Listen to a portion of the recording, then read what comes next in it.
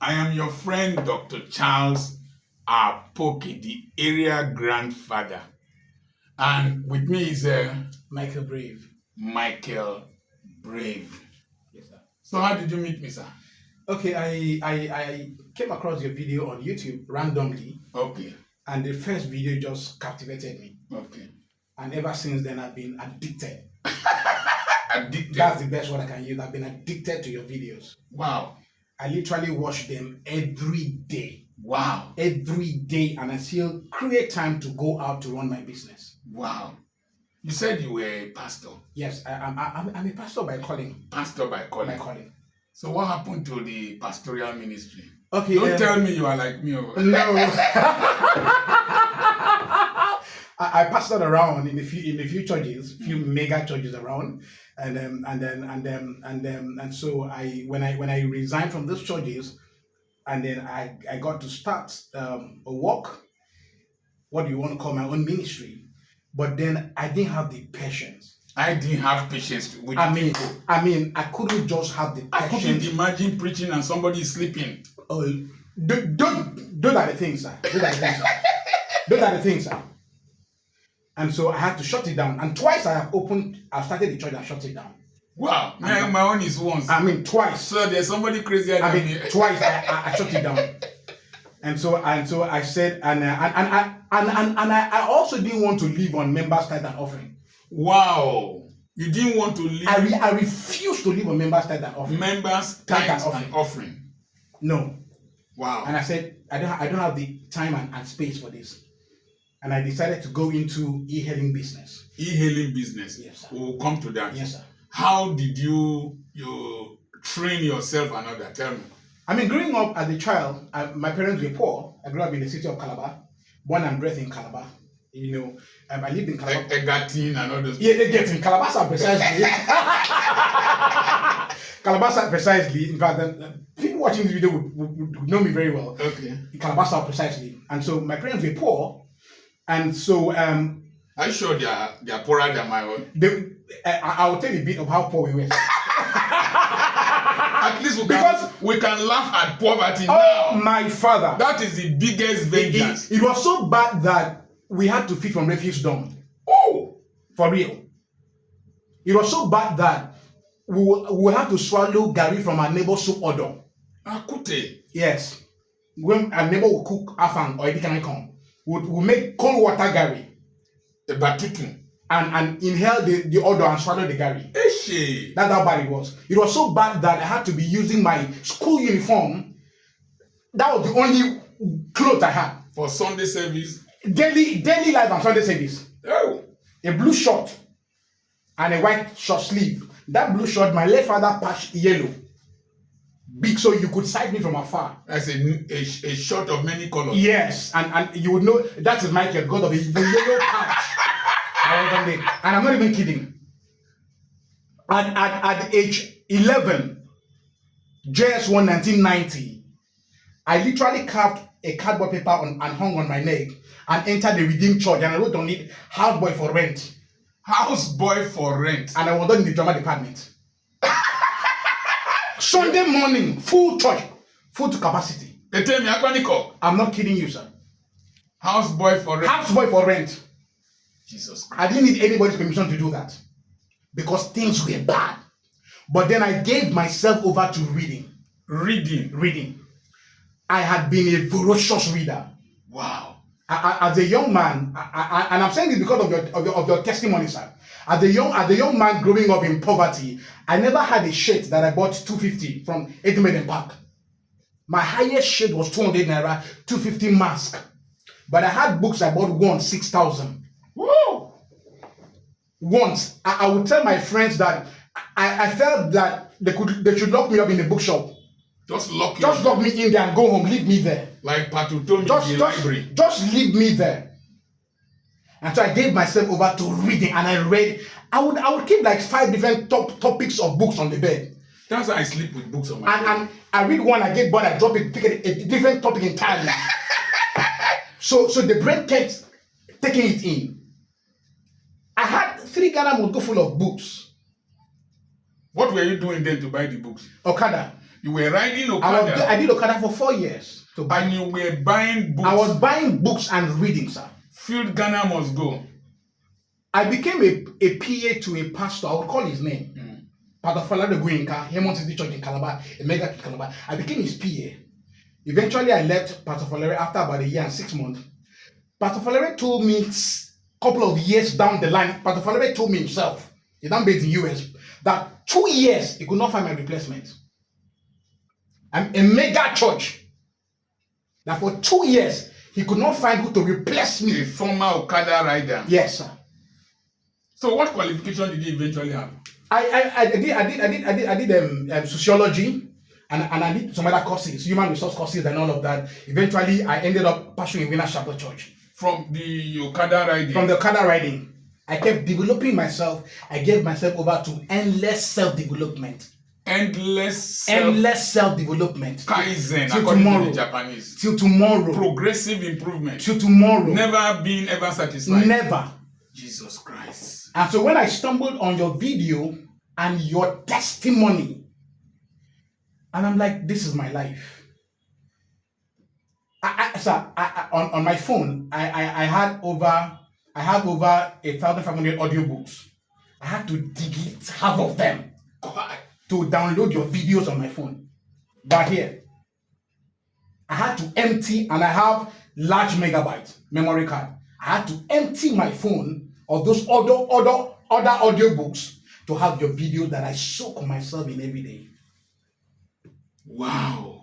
You're making me feel important. You have changed my life, sir. Cool. And I'm so honored to meet you, sir. I'm so honored. I'm so honored and privileged of God. Let's go to. So you now eventually lectured in a Bible school. Yes, I lectured in Wobi Rajoba in Winners Chapel. Wow. Yes, I lectured in Wobi Rajoba and I pastored in Winners Chapel. By the grace of God, I was privileged to serve under in Canaan land for about 4 years. 2 years WSF pastor and 2 years full-time pastor. Wow. This is getting more interesting. True, sir. Now, let's look at... but women don't like me because of the way I advise men. Have I influenced your marriage from my videos? You have not just influenced my marriage, you have turned my marriage right side up. Akute. Because one of the videos you made a statement that I couldn't sleep. That intelligent people don't stay married. Wow. That you need to be foolish. Stupid. To stay married. And you said you are happily stupid. I've been stupid for that 38 years. This year makes it 39 years of postgraduate stupidity. Thank you, sir. Grandfather stupidity. And I took those words to my heart. And I have peace in my home, sir. You have peace. I am a no-nonsense person. Just like me. A no-nonsense person to be called. But that video changed my whole life. Gave you peace of mind. Peace of mind. Don't worry about it. I became more accommodating to my children. I could overlook certain things. Became more loving to my wife. And the issue of sex is not even a problem now and again. I can give myself mental orgasm and just be. Mental, intellectual. So whether Jericho is open or not, Jerusalem. Or the Bermuda I am fine. I am just good. You don't derive happiness from somebody's body. Sir, oh my, those were the words. Those were the exact words. Those were the exact words. Happiness has to be a native of your mind. Thank you, sir. Those were the words. Because the person you want happiness from is not satisfied with herself. Those were the words that delivered me, sir. So you live the exact video. You live beyond marriage. The exact video. Find your relevance in something else, not in your marriage. Those were the exact words. And I found freedom. I found. So does your wife watch my videos? You know, there's this thing about pastor's wife. Oftentimes, not like you would say about your wife sometimes that your children don't even watch your video. Yes. Because of what I call bad familiarity. Yes. So when I first sent the video to her, and I kept asking, G, have you watched the video? No, I'm like, okay. But yesterday, my wife was the one asking me whether I have watched your latest video on your Protest. thoughts on the protest. And I'm like, oh, okay. It's catching up. Okay. Apokism is catching Oh up. my father. And so I have been so transformed. Okay, tell me about, you wanted to come with a t-shirt. Yes, sir. Yesterday, after I called you and you gave me the honor of coming to see you today, I was ironing a beautiful t-shirt to use and I had this rugged torn jean Yes. to just come casually, to just dress down. And I was ironing the t-shirt. I heard a voice said to me, if you were going to see the Lagos State governor, because I've heard you say about that the Ambode, what you know? It's cool. I tell you, see worry. Yes.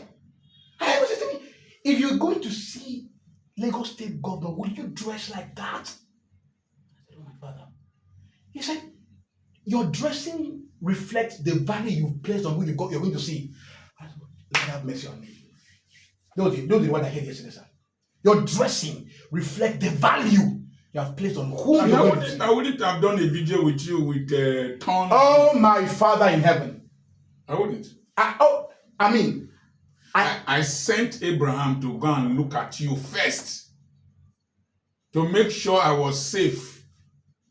And if not that you were dressed like this, you wouldn't come up here. My Father in heaven. Because value is reciprocal. Absolutely, sir. And every person treats you with halo effect. Halo effect. I will reflect on you based on the kind of person that dressed in a certain way. Before now. Nowadays, I have to dress. I woke up, took my bath, dressed. Abraham said, are you going anywhere? Saying, so I'm expecting a visitor. Because we have not seen before now. Absolutely, sir. So, I placed value on myself. I never knew I was going to see Peter Okoye, P Square. I never knew I was going to meet Maduka and all those. So I never knew the pilots in the plane I was to enter knew me as I was doing go. Yeah, I want to be this. I just realized that for every status, yes, sir, you need to correspondingly match it. Thank you, sir. It is not posing, but it is. In the Igbo say anya na-eri ihe tutu ọnụ na-eri. Say the eyes eat before the mouth eats. Thank you. Yoruba people say food wey go belle full person na eye dem take dey look am. So now you don't pastor. Yeah. How do you manage? Okay, I have 4 children. Wow. 4 girls. I have 4 girls. Beautiful. Amazing, sir. Our eldest daughter is going to SS3 by next time. And so I remember when I was resigning from Living Faith Church and I filled my exit form to show that I wasn't fired. I actually resigned, so, and I was crying in the office, in the HR office with Hannah. Her name then was Hannah. And she was like, okay, come on, we need you in Canaan land. I'm like, no. God said to me that my training time is over. I need to move on. And I was crying. But do you know, I got an inspiration. Yes, sir. When I visited Canaan land. Yes, sir. As I got there, years back, I was very broke as a pastor. Yes, sir. Got there with a woman from South Africa. I watched that video. So I raised up my hand. And God said, drop your hands. God said, drop your hands. Open your eyes. Learn the principles. Go home and replicate. Thank you, sir. And I opened my eyes from the guest house in Gowon Estate. Absolutely. To Canaan land. Yeah. I observed everything, went home and replicated. I with all apologies, I have not read any of David Oyedepo's books.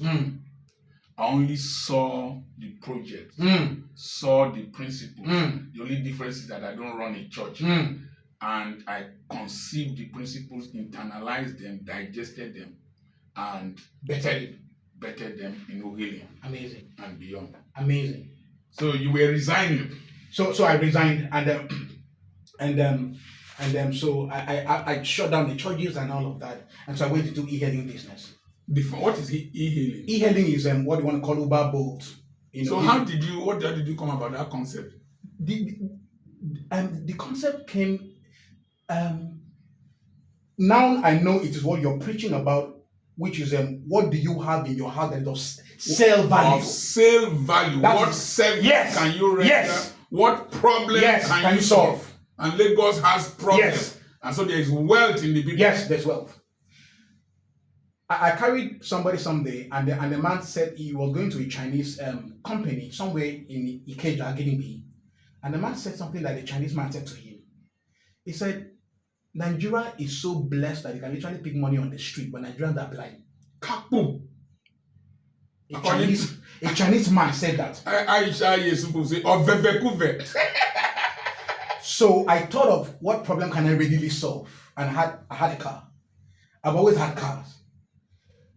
And so I said, okay, good. I can use my car and take people from one spot to the other and be rewarded somehow, which is what I have on my bio on the apps.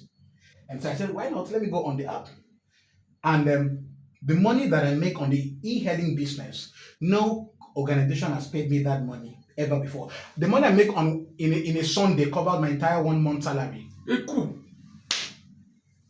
Wow.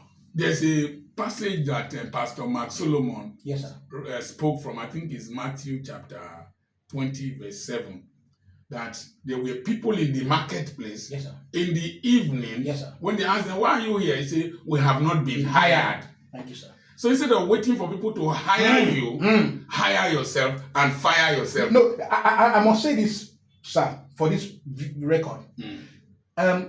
When I left the other church I mentioned that I went to after I left Living Faith Church, and I didn't have a car. Things were very bad, things were very rough. I sold off my car and I was down to zero.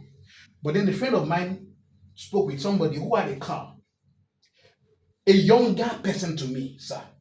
The guy bought the car for 3 million and was going to give me for 6 million on hire purchase. My wife said, no. I said, I must take that car. I took the car on hire purchase for 6 million. It was insane. Everybody said, Michael, you're crazy. I said, I must provide for my family. Crazy man needs. I must provide. He that cannot provide for his house is worse than an infidel, and that is not me. So I took that car from, his name is Jude. I drove that car for 9 months, was not owing Jude a dime. Dropped the car and bought my Corolla. Wow. I was not owing him. I didn't come behind for a dime. He was even owing me on servicing 108,000. Go borrow vessels. 2 Kings chapter 4. Borrow vessels from your neighbors. What they are not using, use it to multiply your oil. Jesus Christ. And I bought my car. And that is how I've been able to take care of my family and to take care of my responsibility. And I watched your video on turning over money, multiplying the money, mutating it. Exactly. So recently, about last week, I sold off my Corolla for a certain amount, added some little money, and I bought 2 Camrys. Wow, you have multiplied. I've multiplied the money, diversified it, increased the streams. True. So now I'm giving out one of those Camrys on hire purchase and still using one. Hell. To still work, because like you have said on your videos, I have given myself a certain age that I must resign. Because you are a harsh father. And have those at least 12 of those cars running and bringing money to me daily. By your videos, sir. The 100-hour rule. So everything, yes, you spoke about what that. Don't call any person. Okay. The 100. The 100-hour rule. A day. A day. And I sat down and I did my math, and I said, this is what I need to do. I need to deploy other people's time and have them work for me, take care of their lives, while I can do other things with my time. Wow. So you dress like this sometimes to carry people? I do. So you are an executive? An executive, straight up. Because if you are bigger than your business will be less than. Thank you, sir. Those are your words in some of your videos. And people pay you more? I have more offliners than people that order with the app. Wow. There's a man that comes from Abuja. every other week, he calls me up. I go to meet him in his hotel somewhere around Agor here in Lagos, and then within 2, 3, 4 hours, he gives me nothing less than 40, 50,000. Meanwhile, somebody is speaking English and Okay. writing on the blackboard. 40, 50,000. We thank you, sir. So with this now, will you like to go and work in a bank? Never. No. How much are they going to pay me? You would want to go and or be a PA to a politician, SSA. With all humility, sir. Where I last pastored, when I was leaving, I had the offer of naming my price. Jesus Christ. So you are a man born from poverty. You are a man that rejected poverty. Absolutely, sir. Fought ignorance. Just like you did, sir. Fought discouragement. Refused to be normal. Be crazy and dare to walk alone. Sir, there's nothing normal about. I am your direct protege. You're an Apoki. There's nothing normal about my life, sir. You can have my wife, sir. There's nothing normal from my marriage. When we were getting married, sir, when I sent my uncles to go meet my father-in-law drove them out from the gate. Oh. That's how bad it was. Somebody came here yesterday and did a video with me, my childhood friend. I've not met her for 40 years. The woman, I watched it. You watched it? 42 years. When she came with my friend to visit us yes, sir. at Okere in the slums. Yes, sir. I don't think there's any place like Okere in the slums. There was no chair for us to sit down. So we sat outside. Because I said, no place to sit down. No. Maybe we sit down for outside. But one thing is that I know my reality, but I don't accept it. I walk a new reality. Absolutely, sir. And I'm able to laugh at myself and laugh at you that is laughing at me. Yeah. Because I know where I'm going. We're going to. So what do you, in conclusion, what would you tell people? I would tell people, find the right mentor and submit your big head under. Big head. Yes. And the reason why I'm using that word intentionally is because today's youth are so proud and arrogant. And they don't know jack. They criticize what they don't understand. Nothing. They don't know nothing. So I would advise young people, humble yourself and learn. And give yourself to knowledge. Wow. Knowledge. Wisdom and knowledge shall be the stability of thy times. And then application. And apply yourself to it. And be humble enough to apply. Then have integrity. Integrity. That's one thing that has glued me to you. And you kept saying, I don't do adultery. Yes. Those are your words. I don't do adultery. I don't need it. And the level of integrity that you talked about perceived value. Yes. Oh Lord. I perceive that thou art a man. Oh! And the woman built a house and did that. So those will be my words to the people. For the young people. To young people. Thank you so much. I'm your friend, Dr. Charles Apoki, so and this guy has wowed my Thank brain. you so My brain much, is sir. on fire. Thank you I so have much, more sir. value for what I'm Thank doing. you so I much, believe sir. God that we are going to produce millionaires as God told me. Absolutely. Not the usual church pattern, but the practical pattern of investment solving problems. And that's why we are running this seminar on the 2nd and on the 3rd of August by 7 p.m. Nigerian time, tagged Making Global Impact and purposeful living and becoming financially independent. It is good to get old with your wife, but don't be old and be broke with your wife. It's terrible. I remain your friend, Dr. Charles Apoki. Send a message to me on +234 7052136763, and I will send you the flyer. God bless you. Thank you, sir, for coming. Thank you so much. Abasiri on film. Thank you so much. It's an honor and a privilege, sir. Thank you so much, sir. Thank you very much. God bless you. Thank you, sir.